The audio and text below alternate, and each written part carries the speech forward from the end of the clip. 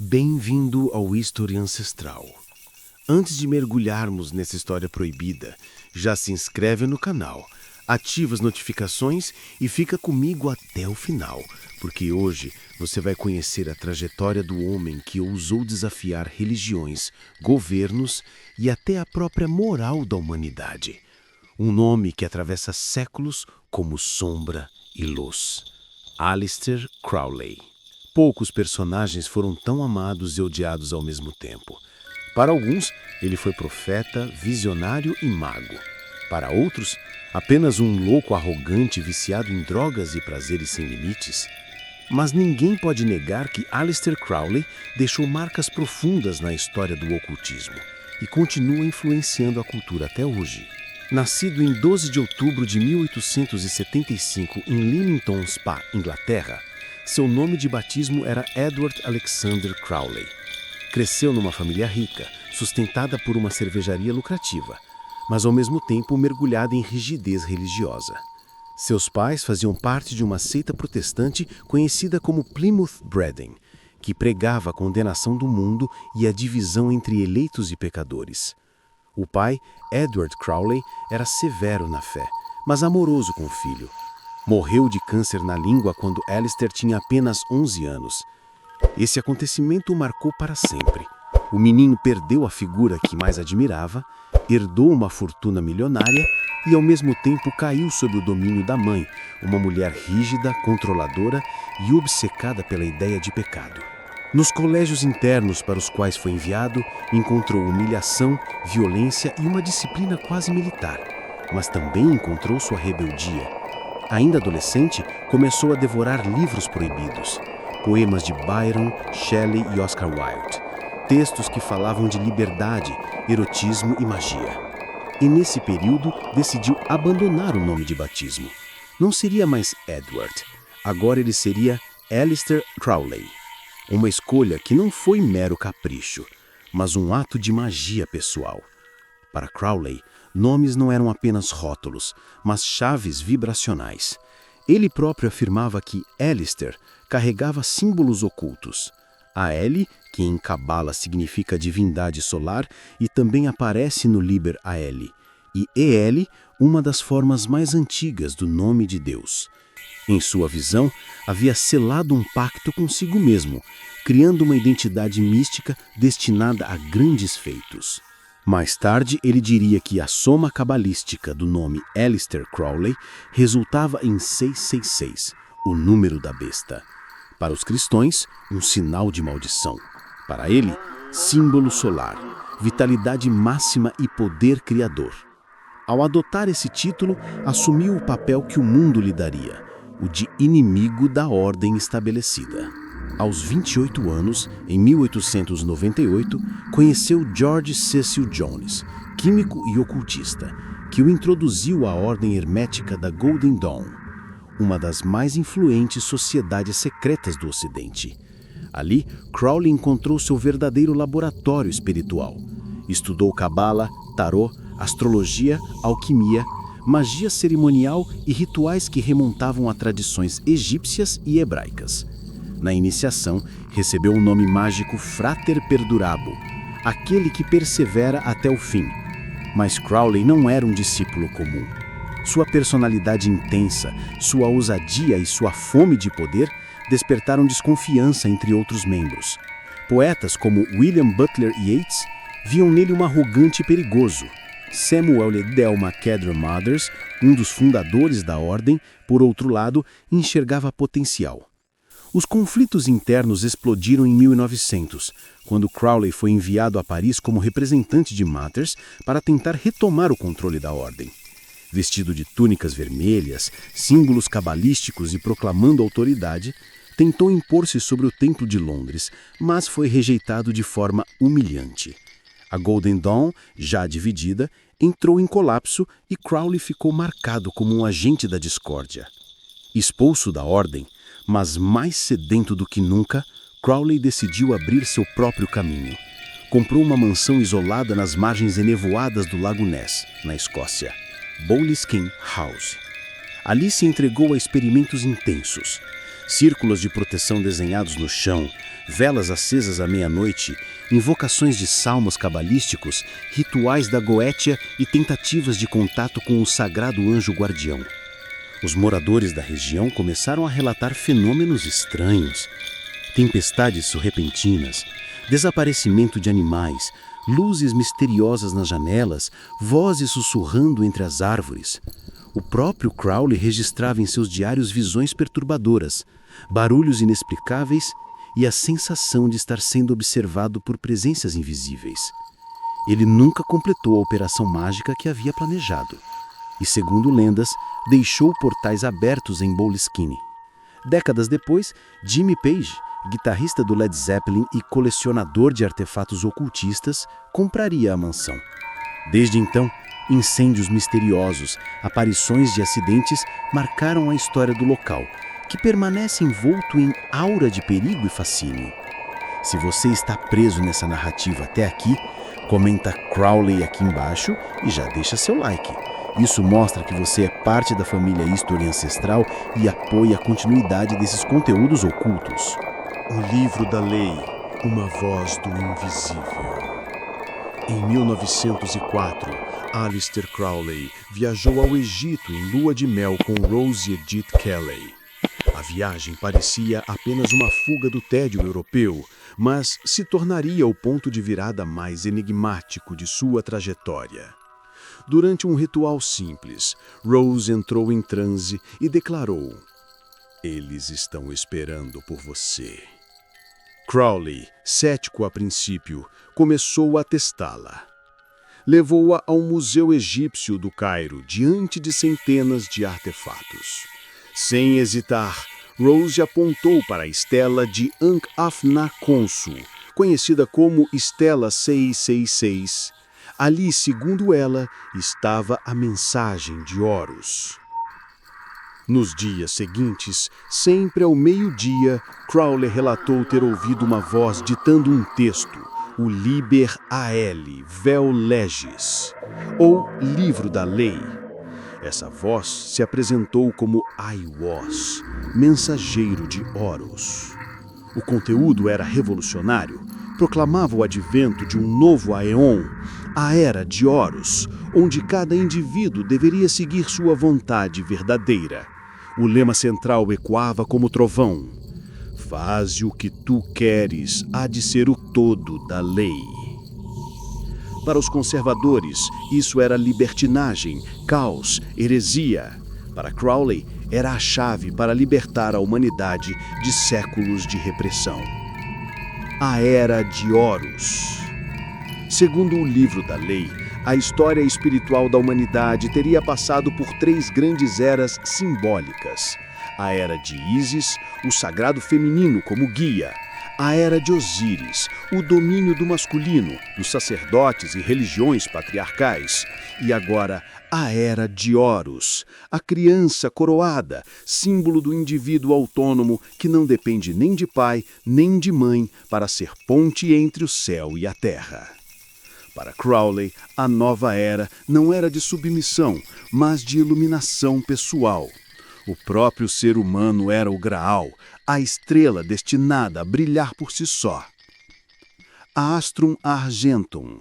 Em 1907, Crowley fundou a AA, ou Astrum Argentum, junto com George Cecil Jones. Era uma ordem esotérica que buscava unir a tradição da Golden Dawn ao novo espírito de Telema. Seus membros não eram apenas ocultistas, mas também artistas e intelectuais, como Victor Newburgh e J.F.C. Fuller. O foco da AA era o contato com o sagrado anjo guardião, uma síntese entre o eu superior da psicologia e o gênio interior da tradição hermética. Para isso, Crowley adaptou antigos rituais, como os de Abramelin, criando o Liber Samek. Para ele, alcançar o sagrado anjo guardião era o ápice da grande obra, a união entre a essência humana e o divino. A OTO, Ordo Templi Orientis. Em paralelo, Crowley se envolveu com a Ordo Templi Orientis, uma sociedade esotérica com raízes maçônicas e rosacruzes. Com o tempo, assumiu a liderança e remodelou a ordem de acordo com os princípios de Telema. Foi na OTO que desenvolveu seus rituais mais polêmicos, a magia sexual. Para ele, a energia erótica era uma força sagrada, capaz de abrir portais de consciência e alimentar a criação mágica. A sociedade da época ficou horrorizada. Jornais o chamaram de o homem mais perverso do mundo. Mas Crowley defendia que o verdadeiro pecado não era o prazer, e sim negar sua própria essência. Escândalos e excessos. Entre viagens à Índia, China, México e Argélia, Crowley experimentou práticas xamânicas, yoga, meditação e alquimia taoísta. No Himalaia, tentou escalar o K2, enfrentando avalanches e tempestades. Para ele, subir montanhas era como atravessar abismos da alma. Mas sua vida também era marcada por excessos, drogas, relacionamentos intensos e rituais ousados. Muitos o viam como louco, mas, para seus seguidores, ele era um guia que rompia barreiras. Crowley publicou dezenas de obras nesse período: The Book of the Law, Liber 777, The Equinox, The Vision and the Voice, textos que até hoje são referência no ocultismo. Lowdayan. Se essa história já está mexendo com a sua mente, comenta aqui embaixo, a besta 666. Quero ver quem realmente está conectado com o History Ancestral. E não esquece de compartilhar esse vídeo para que mais pessoas possam conhecer essa jornada sombria e fascinante. A Abadia de Telema. Nos anos 1920, já famoso e infame em igual medida, Aleister Crowley fundou sua comunidade experimental na Sicília, chamada Abbey of Telema. Ali, junto com os seguidores, viveu um estilo de vida libertário, marcado por rituais, arte, meditação e práticas sexuais mágicas. O lema era simples: cada indivíduo deveria buscar sua vontade verdadeira, sem restrições impostas por igrejas ou governos. Mas a imprensa transformou o local em alvo de escândalos. Histórias de orgias, sacrifícios de animais e práticas diabólicas circularam na Europa. O governo italiano, pressionado pela igreja, expulsou Crowley em 1923. A abadia foi abandonada, mas sua imagem já estava selada. Ele era agora a grande besta 666, o anticristo moderno. Guerras mágicas e exílio. Durante os anos seguintes, Crowley enfrentou perseguições, dívidas e processos, mas também intensificou suas obras. Publicou Magic in Theory and Practice, The Book of Lies, além de diários místicos e instruções para iniciados. Envolveu-se em disputas espirituais com antigos aliados, como o poeta Victor Newberg, e até com ordens rivais. Para ele, a magia era tanto uma ferramenta de autoconhecimento quanto uma arma em guerras invisíveis. Aos olhos do público, parecia apenas um homem decadente, mas no subterrâneo da cultura esotérica estava criando as bases do ocultismo moderno. Os últimos anos. Na década de 1930, Crowley viveu entre a Inglaterra e a Alemanha. Com o ascenso do nazismo, viu-se novamente envolto em rumores. Alguns diziam que era espião britânico infiltrado. Outros acreditavam que tentava negociar com sociedades ocultistas alemãs.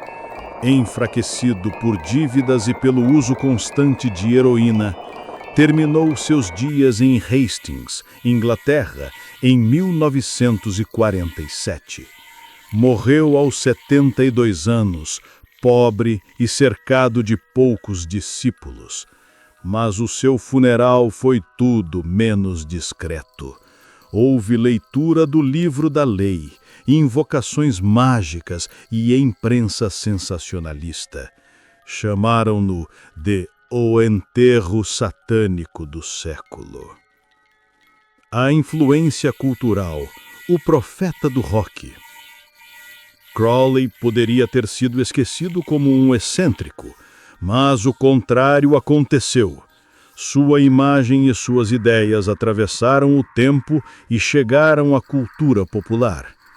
Os Beatles o colocaram na capa do álbum Sgt. Peter Pepper's Lonely Hearts Club Band, ao lado de ícones da humanidade. Led Zeppelin, através de Jimmy Page, reviveu o mito de Boleskine House, mantendo vivo o fascínio por sua magia.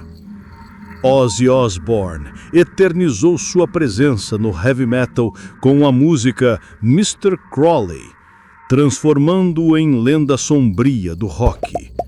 Raul Seixas, no Brasil, inspirou-se diretamente em Telema para criar a Sociedade Alternativa, onde ecoava a frase "Faze o que tu queres, pois é tudo da lei". Raul e Paulo Coelho chegaram a traduzir trechos do livro da lei e sonhavam com uma comunidade libertária inspirada em Crowley. Escritores como Fernando Pessoa dialogaram com sua filosofia, enquanto Alan Moore utilizou sua imagem e ideias em quadrinhos icônicos.